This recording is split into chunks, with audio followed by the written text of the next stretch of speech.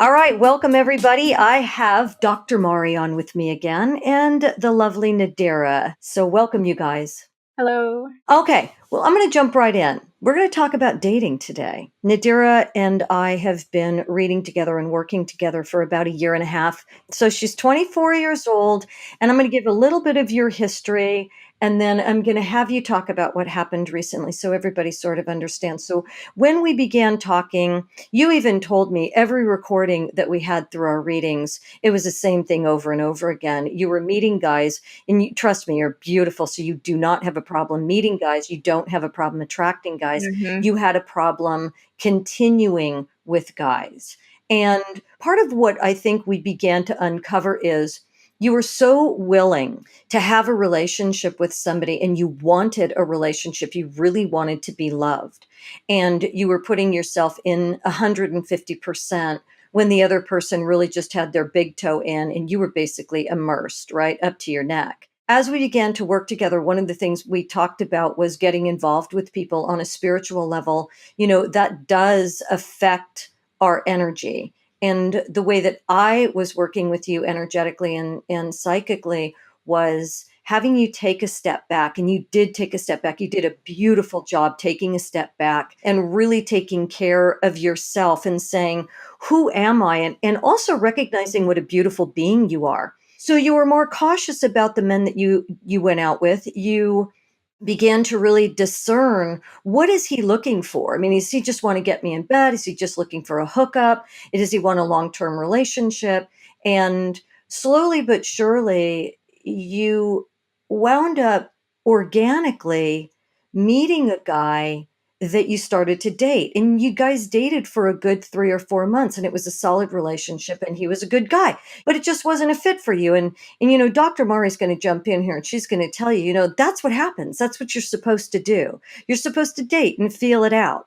And recently, you called me because you were really upset about a date that had sort of gone wrong. Oh my goodness. I was emotional. I was so emotional that day. Yeah, you were, but just to let me preface it, the guy, I think, is newly out of a relationship, and he had canceled 2 dates with you.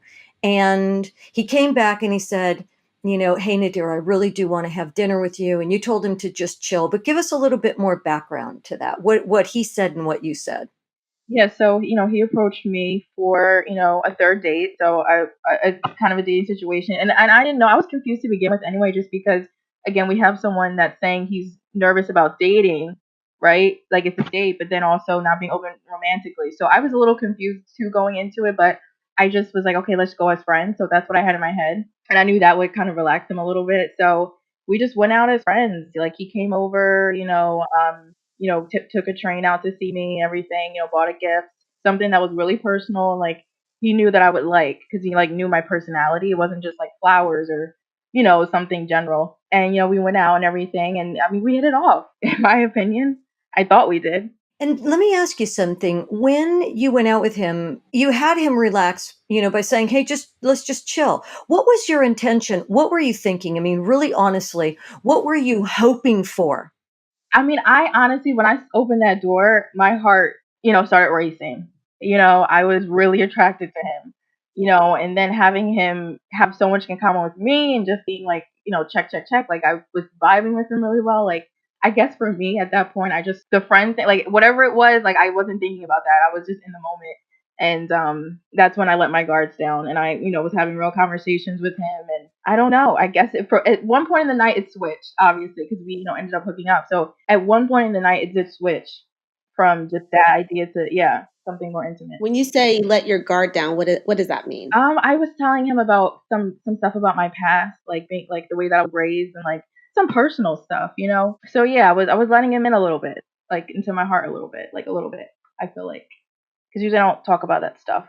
Okay. What did he do that earned that the right to that information? He was telling me some personal stuff about him. Okay. Like he was telling me some personal things about, his childhood too. So it was definitely give and take. Like he was asking me questions and stuff. I was asking him. Okay. So you felt comfortable enough to open up and share too. Just so you know, I also know that you are very open. You don't have a problem sharing anything about yourself Yeah. too. And I think Mhm. that's part of the thing that makes you you, and I think that's really beautiful as well. Except sometimes what we do is we wind up throwing everything in. It's like, "Oh my god, he's connecting with me." And Right. that connection, right. So Dr. Maury, I want her to talk a little bit about this because I think this is really important for people to know is many times when we go on a date with somebody, we are just blown away at the connection, the deep connection and the conversation. And we mistake that for being something else. Like, maybe what he really meant was instead of us realizing this guy said he had just gotten out of a relationship and he wasn't ready to open his heart, right? Or open that door. But we think, oh my God, we're connecting so well. This feels so good. And then that's, and of course, the day after, we want to shoot ourselves in the head because you know what I'm saying? Yeah, and that's what I was curious about was that the comment was he shared about himself, right? And so that opened the door for her to share about herself, which is, quite normal. Don't get me wrong, it's not that it's abnormal. Mhm. But Yeah. him opening up by himself may have not been his cue to you that he was open. He just likes to share like you like to share. I'm a sharer, he's a sharer, we're both sharers. Yeah. But it doesn't necessarily mean more than that, if that makes sense. Like Jocelyn said, if you could just talk to us about, this process of being open and what that means to you, that would be great. Nadira, when you meet somebody, I know that the most important thing for you is to feel that heart connection. And I know that we have talked about and you and Dr. Mari and I when we did the pre-podcast talked about the way that we love, right? And I want to get back to that because I think that's really important. I know that when you go in, your heart is so open because Yeah, because I want to be understood. I feel like I feel like I want that person to understand me. And the only way you can understand someone is to know who they are and where they came from and what That makes them who they are. Okay, So and so that's where I'm going to dispute that because I don't know if that's always true, right? yeah, People can give you a lot of words that describe them, but that is true by how they perform, how they act, right? So I think some ways you get this heart conversation and then you don't talk to your head to see if those things are necessarily true, right? So I'll just give you an example. So I'll have women come in, they'll tell me who their dream guy is, they'll give me the list of the guy, and one of the things might be he's really close to his family. Okay, that's great. And so she'll tell me, he says he's really close to his family, he loves his parents, blah, blah, blah, all these things. And I will say, well, how do you know that's true? Well, because he said it. And I'm like, well, that doesn't mean that him being close to his family is what you define as someone being close to their family. So then if you just describe how he interacts with his mom, it may be, well, he calls her once a week, right? And I'll say, was that close to his family according to you? Well, no, I would have rather hear him say he talks to her every day. So he's telling her how he perceives himself in life and with other people. If I take that and I marry that to what I think that is true, but I never check it out, if I never check it out, I could be really wrong because we see things very differently. Doesn't mean I'm wrong about what I want. It means I'm wrong about who this person truly is or the perception he has of who he is. Does that make sense? yes, definitely. Perception. That's what people put out. That's what they want you to see. It's not, and a lot of times it's not really who they are. So I well, understand that. yes and no. I mean, and again, I sort of agree with that and I don't agree with that one too because our perception of what they're putting out is the issue. Right. In other words, what they're showing us is usually something. Let me just give you an example. I was talking to a friend of mine the other day, and I said to him, you know what blows me away is we have the ability to meet somebody and project onto them everything we want them to be. And I said, and I think that happens like, 70%. And he looked at me of the time and he said to me, how about more like 100%?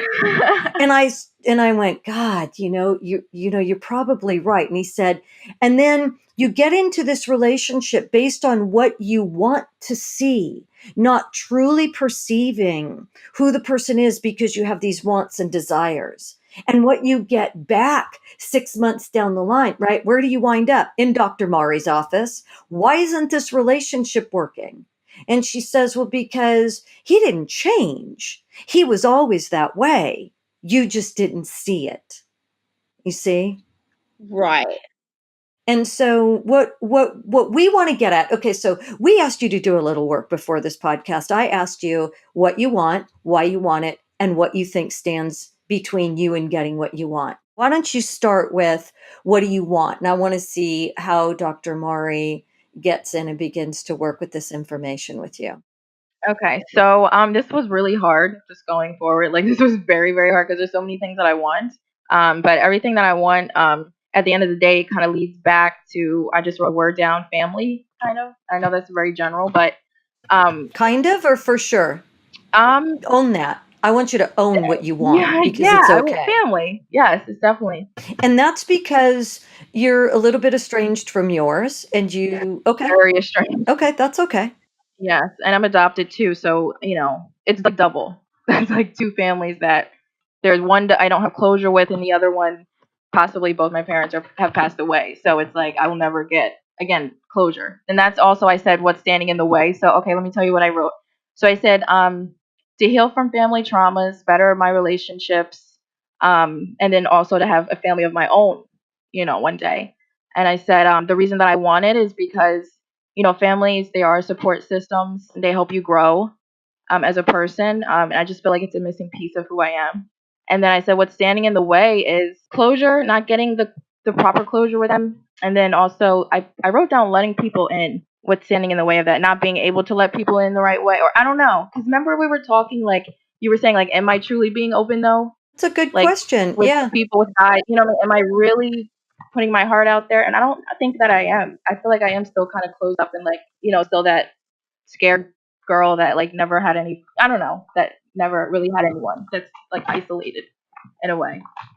Well, what I hear is you don't have a problem attracting people and pulling them to you Like initially. having deep relationships. Yeah, but you have an issue with making a relationship a go.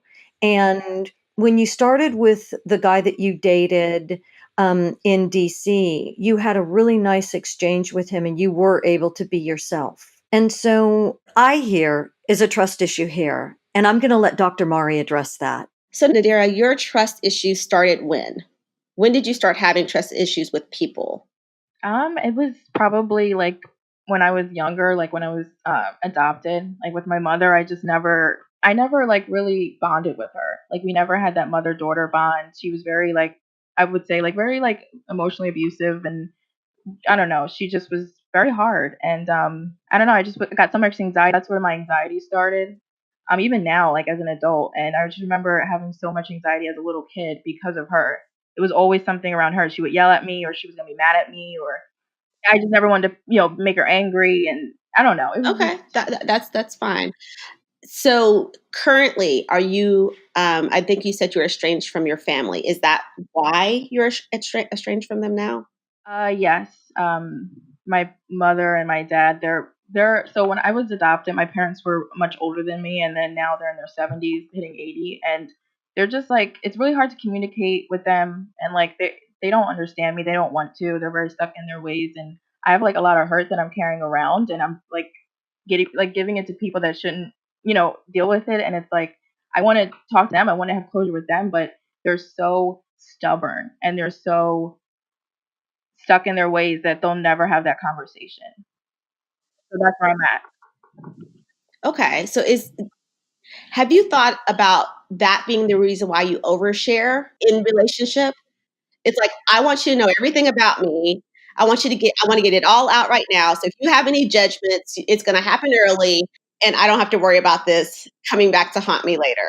This is me. Yeah, I try to do that. This is me, like take it or leave it, but that's also like not the best attitude to have too. It's like Well, no, I'm not saying it's not really good to be open. I think it's definitely good to be open versus closed. That's not what we want. However, I think you have to give yourself to people in doses. Not because you're too much, but because they need to earn the right to the rest of the information. So first, I let them know who I am, as far as what my name is, what I like to eat for dinner, the things that are important, because those are the next steps. So when a guy's going to take you out, he needs to know what kind of food you like to eat, what food you don't like to eat. And if he hears you and honors that, you give him more information. Right. So he says, yes, I now heard that you like pizza and you hate pasta.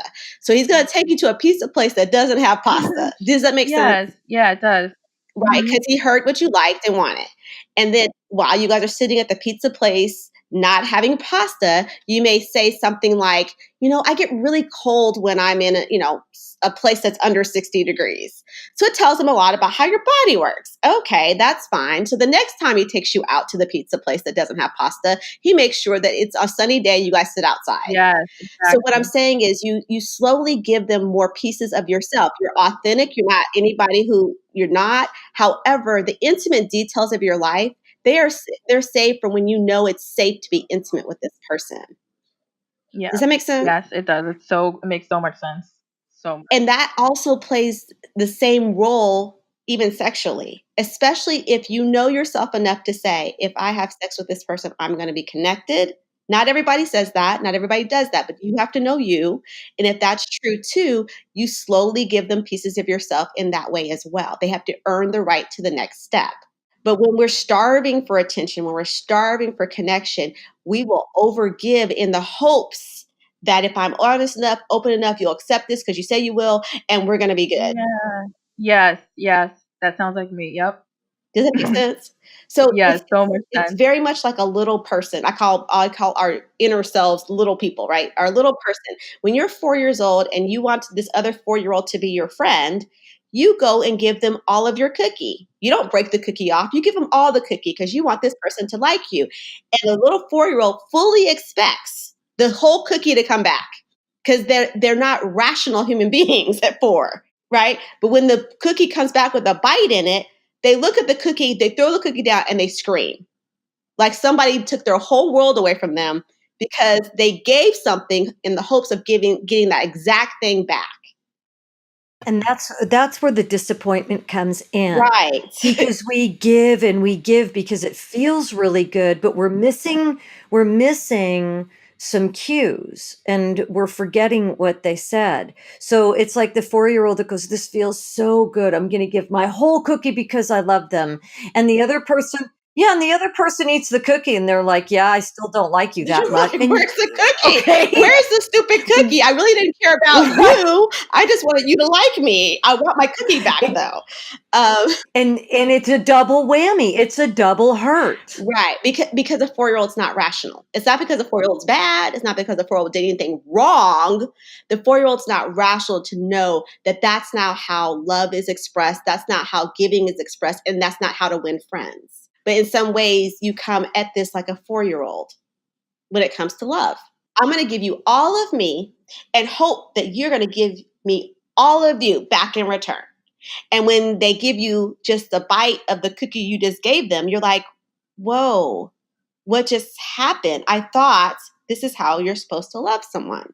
Because I'm loving out of a young developmental person, a person that's not rational, hasn't thought things through. So my point is that a lot of times we will love strictly from our heart and not from our head. A 4-year-old can't be rational. Yes.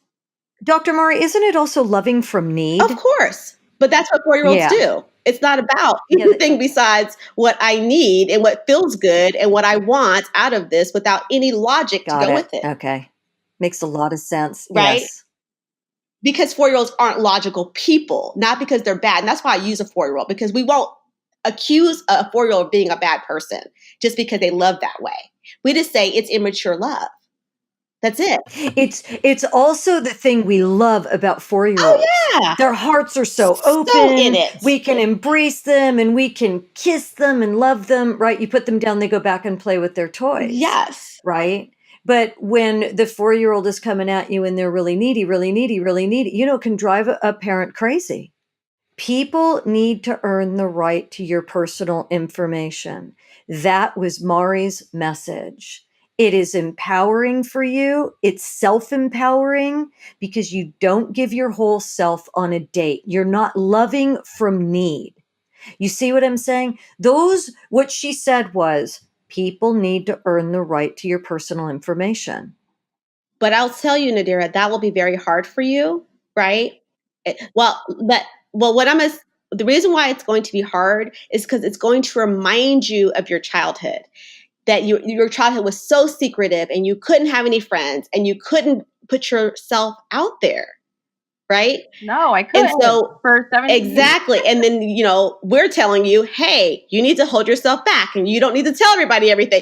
Right, right. Oh God, here we go again. Right. And so that's it. That's the problem. The problem is that you've overcompensated for your childhood. Yeah, Right. Which exactly. is That's what I'm doing. right. Which is when I say, listen to what I say, it is so normal. That is what most people do. They overcompensate for what they did not get. But the problem with overcompensation, it is always reactionary. It's always in response to my whatever that is. So really, when you go out and you have these relationships they turn sexual very quick, or you just jump in head first, you are really responding to your childhood. So your childhood is what's in control of you in relationships. My therapist said something really interesting I want to mention. We were actually connecting some dots, and she was saying a lot of the times when I would go down these spirals where I would, be hooking up a lot and having sex with different guys and stuff, it would be after something happened with my family. Like that's when it would be the worst. Like when I had just talked to my mother, like over the summer, I went into this week-long spiral. So she was saying that like sex was the first thing that I did that I used to sneak out and do. So she was saying that maybe like that's like it's like me, yeah, responding to trauma. Like sex was the one thing I could do without my mother knowing. So like it just Yeah, that's a freedom. That's a freedom. Yeah. I'm going to choose who I'm going to sleep with. That's empowering to you when you're young and your mother's squishing you, of course. But and what I want to say is that's not bad though. Okay, so the responding to the childhood, right, is not bad. It's actually normal. I just want you to be in control of it, right? And so when we just go out and we respond to the trigger's in control. When we go out and we're triggered and we respond to the trigger, like I'm listening to what the trigger's telling me, you're in control. So it's like, okay, I had an issue with my mom. My mom has always been very constricting. She's always, domineering. I'm gonna go out. I'm gonna take control and I'm gonna have sex with the first person I see because that's what happens. Versus, I'm triggered. My mom has always been in control. How do I gain control now? Not how do I respond to my mom, and I respond in the way that this gives me control, but it's still in control. It sort of reminds me, as you were talking, Dr. Mari, and you said, "How do I get control?" And it's interesting because her action and her emotion, right? The memory, in other words, your emotions are memories, right? Which means it's in the past, and so we have to create new memories and new emotions, right? And it was interesting because right away I thought to myself, "Well, that's exactly what she would do if she was emotionally triggered." And so I'd like to give her a couple of tips on recognizing her emotional triggers. And also, I'm going to tell you, Nadira, one of the most powerful things you could do is to visualize, and to think about literally going within in a meditation and begin to think about what it would be like to be on a date with somebody that you do really connect with, and you have to be able to have, and I know Dr. Mari can help you with this too.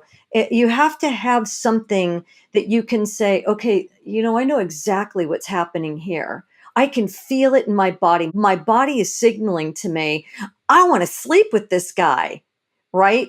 Because it's an old emotion, right? And instead, you have to say, I know exactly what's going on here. And you know what? I'm not going to do that. If I have to cut the date sooner, even though I really love talking to him, which, by the way, can be very intriguing for a guy or a girl when somebody pulls back. So, what I want to ask Dr. Mari is, how would you help her recognize when the trigger is happening? Like, I know physiologically her body is going to do it first, and then it's going to tell her brain, and then her brain is going to say, oh my God, this is what's happening, and then her body does it. That's the looping that we go through in our neural networks, right? That's the emotional mind loop. And that's why we react over and over again doing the same things and we don't know it. Right. Right. And so that's why I think meditation and visualization is really important. But I'd like to hear from Dr. Mari if Nadira's out on a date and she's like, oh my God, I'm really connecting with this guy. This is awesome. Hmm. I really want to sleep with him. It's like, what does she do? Well, I mean, this is going to sound so remedial, right? It's going to sound so remedial. It's ridiculous. Is Okay. I want you to push the pause button right then, that very moment, right? Pause. I want you to hit the pause button and literally do nothing. Like literally for that moment, make no decision about the next step. The minute you start saying, I'm not going to make a decision, you're going to start thinking, right? Because that's what we really need. We need you to become very cognitive about what's going on. I'm not going to tell you not to have sex with this person because that's something you get to decide. I'm not going to take your power away the way other people have. All I want you to do is think about why. Why would I engage Am I in sex? doing this? Why do I want to have Yeah, sex? Yeah, yeah. exactly. Why Why do do I I want to want have to sex with this guy? Oh, because I feel close to him. Okay, but am I really close to him? Is that true? It may be very true, and that's fine. It may be very false, or you might have a I don't know if I'm close to him. So, what I say, number two, is first, we're going to pause. Second is if we doubt, we don't. So, if there's any doubt, once you ask yourself why, because you paused, you don't. I mean, and like Jocelyn said, you may have to get up, walk away. You may have to do all kind of things, and it truly is because you want to be in control of the decision versus your body being in control, your mom being in control, your anger, your sadness, Yeah, whatever it I'm so is. over that. I'm so ready to just be over that. Right. And just I want sex to mean something very special, and I want it to be a connection between two souls, and I want all that. Like I've never experienced it, and I want it, and I know that um the Right. casual sex it's not going to do it. It's not going to cut it for me anymore. Um, and I've definitely made positive actions that kind of work towards that. Absolutely. And that's for you. Remember, that's for you.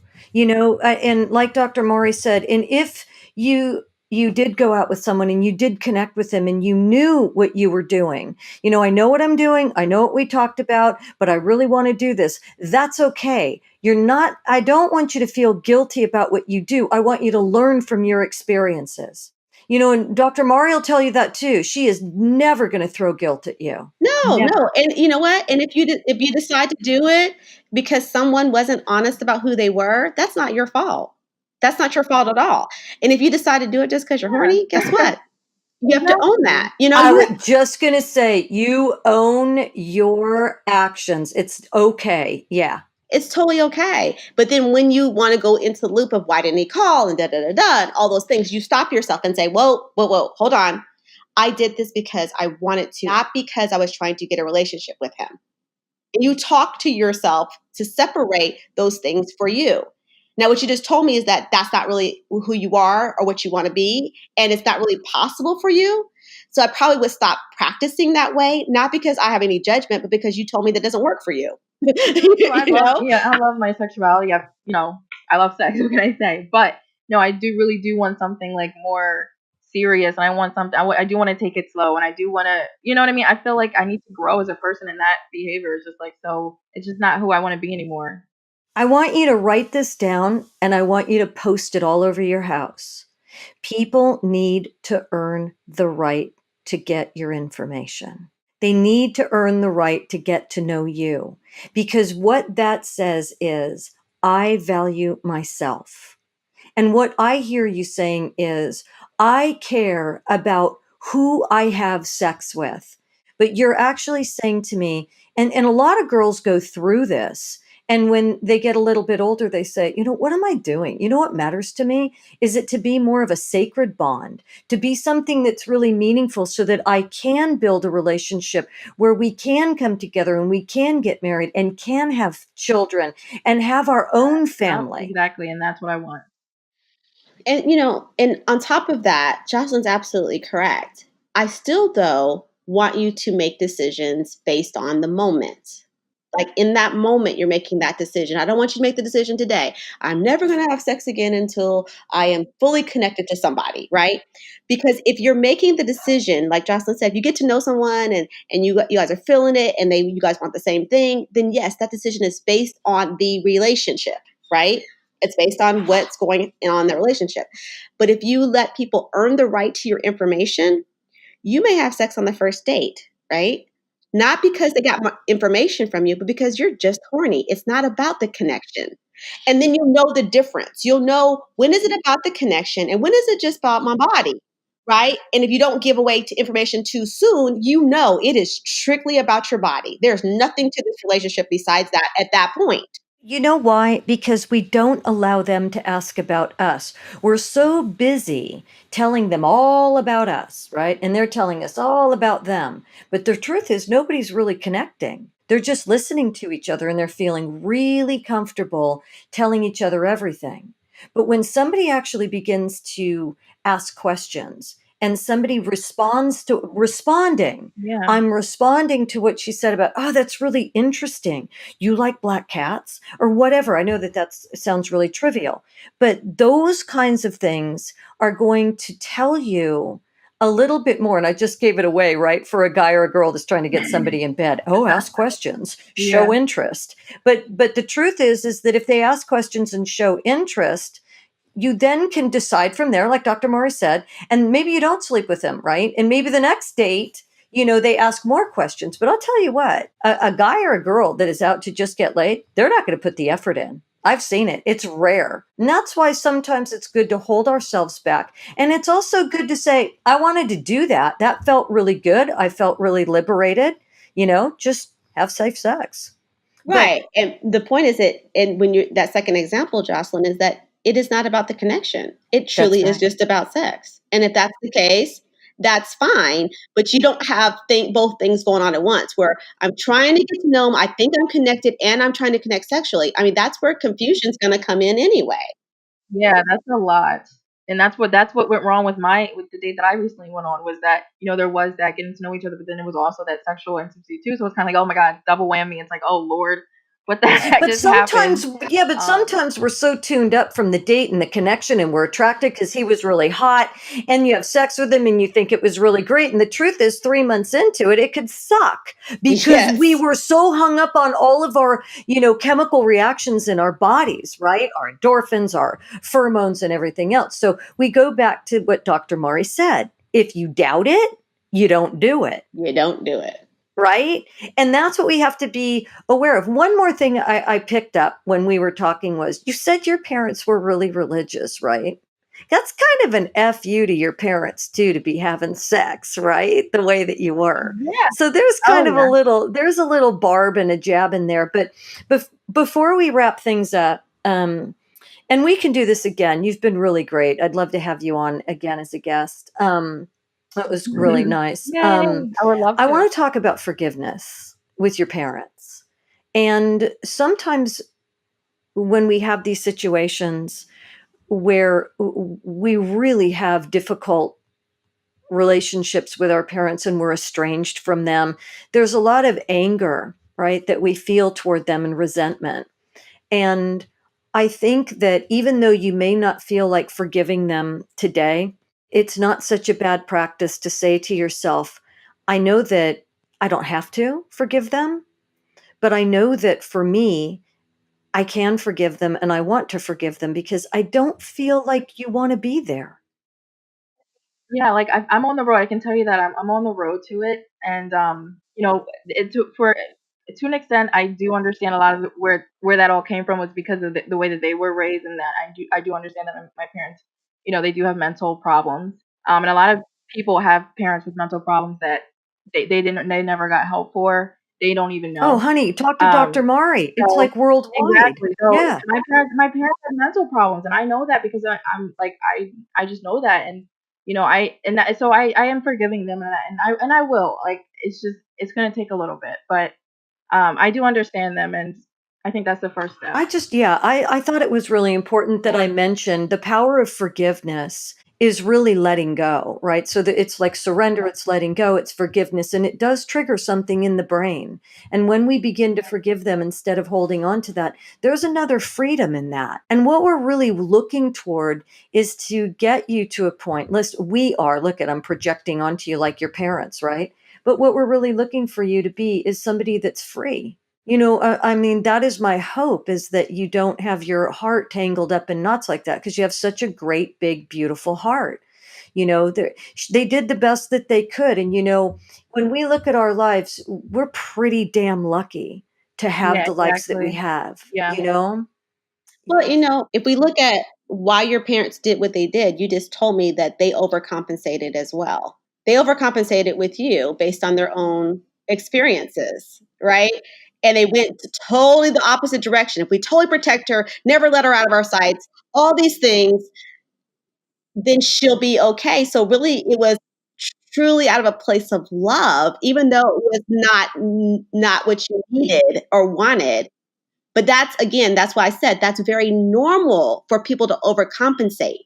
I just don't want them to, because it's so unhealthy. It's so dysfunctional and unhealthy for everyone involved. Yeah, it feels So, twisted. It feels like a yes, very twisted love. And so we interpret yes. love as twisted. That's Yeah. true.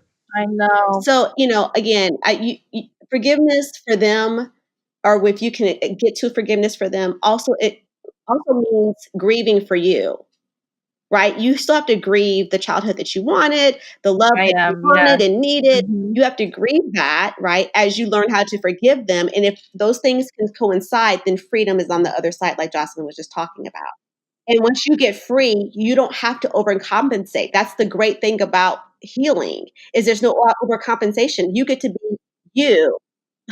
This will come really naturally. And so when you go on dates, you won't saying, "Oh, do I doubt? Should I don't? What do I do?" You know what I'm saying? Does he have to earn you won't ask those questions. Like Mari is saying, they will become very natural to you. But I like that.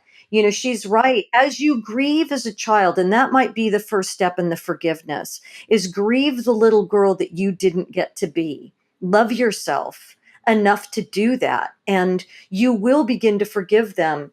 You know what I'm saying? You have to watch your thoughts, I watch know. how you feel. I'm not pushing it, because I know that you I will know. do it. I love. Yeah, I love them, and I love them, and I still hope that we can fix whatever it is. But you're right. I do have to grieve what I lost out on. I mean, it's just. Well, the great thing about grieving what you lost, let me just tell you this, okay? And I know this probably sounds ridiculous too, but it works. The thing about grieving what you lost is establishing what you need, because you can only grieve what you actually Mhm. need. Yeah. That you Yeah. can't grieve Yeah. something that's not real for Exactly. you, Yep. right? And because you establish what those needs are, you get to give them to yourself. So that 4-year-old that didn't get it gets to get it at 24. And at one point, you're going to not care when you got it, as long as you got it. It doesn't matter anymore. And so what happens in the grief process is we identify our needs, and they were pissed off that they didn't give it to us. Right. So we identified those things, but it's like, well, doggone it, you should have given it to me then. Right. But instead of saying, I am so grateful that I now know what I needed, and I am capable of giving that to myself, even if it looks different than what I wanted it to look 20 years ago. That's right. That's the attitude of gratitude. And don't forget, memory does crazy things.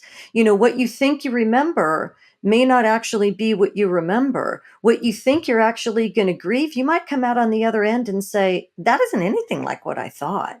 That's what's really interesting about doing work like this. But Maury said something really important, and I want to end it on this note. Never, never underestimate the power of gratitude and being thankful. And you can very easily, sit down, say a prayer, and say, I don't know if you talk to God or the universe. I I don't do. really Yeah. care Yep. what you call it, right? I'm going to call it God. But you can say, you know what, God, I'm really grateful for the parents that I have. It could have been worse. And I'm really grateful for this experience right? Goodness. Oh my goodness, I'm so thankful. And had I not been adopted, I wouldn't even be on the phone with you guys. Who knows We where I would don't have know, been? but Probably guess on what? You drugs. are where you are. So you got what we got, and here we are. But gratitude, thank you for helping me forgive them. Thank you for helping me grieve. Thank you, because the energy that you send out with your words and your thoughts and your emotion behind that sends to the energy field outside you. That's what the universe and God responds to. Oh my God, she's really grateful for all these things. And then bam, you get more. It is science. And I obviously don't have enough time to talk about it on this podcast, but that is the science of energy. Yeah. You see, it's you give what you get what you give, all of those little things that people say, it will mirror back to you what you're thinking, what you're putting out there, what you're feeling. And so gratitude, I think, is a really big part of this too. And it's the simplest way for people to begin where they don't know where to begin. Even if you went on a date and you said, okay, God, I just want to say thank you for showing me my triggers. Do you see what I'm saying? Oh yeah, Thank you definitely. for being with me on this date. Whatever it is that you want to put out there, that could be very empowering. Dr. Murray, do you have anything else to say before we wrap it up? Just, again, it's kind of what you're talking about is it's not this pop positive psychology stuff because Yeah, no. I rates on my brain, but it really is that you are in a position that yes, you've had hurts, but you can acknowledge your hurts. Yes, you've had pain, but you can fix those painful spots. So it's this empowerment. I still have control over what happens to me next, even though I didn't what happened to me just a minute ago or 5 years ago. And so it's really just this, like Jocelyn's saying, this gratitude that you're in the position to be able to do something about it, if that makes sense. And then just having that pause button. If you're in doubt, don't do it. And then the language, like saying, I need closure on my parents. I don't know if you need closure as much as you need understanding. Understanding becomes a life giver. Closure becomes a life closer. It closes the chapter, and this chapter is not closed. You still have so much more to do. So I think you're an amazing young lady, from what I hear so far. You have a lot of Oh, character, a thank lot of you. spunk. Thank you You are so much. stronger than what you really know, because most 24-year-olds would not be going through this, right? They wouldn't. They Most wouldn't be doing 24-year-olds wouldn't even come on Be this doing this. there podcast, would be right? Yeah, be there would be no emotional. insight to their lives. There would be no discovery. There would be none of that. So you are so far ahead. You're much further ahead than most people will be. I get people when they're 45 and their last kid is went to middle school. That's when I get women thinking about their life. So I really applaud you. And I hope that you take some of that and really, really give yourself a break so that you can actually get all of this. And at 25, you're going to be a rock star, you Mm-hmm. know, Woo! Yay! I if you cannot just wait. do the work right now. I know. If I'm you do the so work ready. right now. Agreed. Yeah. Yes, that's what I want to You do. remember that you're empowering yourself by not giving your whole self on a date. And remember this, people need to earn the right to your personal information. That's the message of this podcast. Yeah. So thanks you guys for joining us. I really appreciate it. No, you were awesome, really an awesome guest. And I hope you again join us. Maybe we'll do one on the power of forgiveness. But Oh, anyway, I love that. Yep. yeah, me too. Anybody that would like to talk to Dr. Mari or me, please go to www.JocelynLive.com and you can get an appointment with us on our website. Thank you.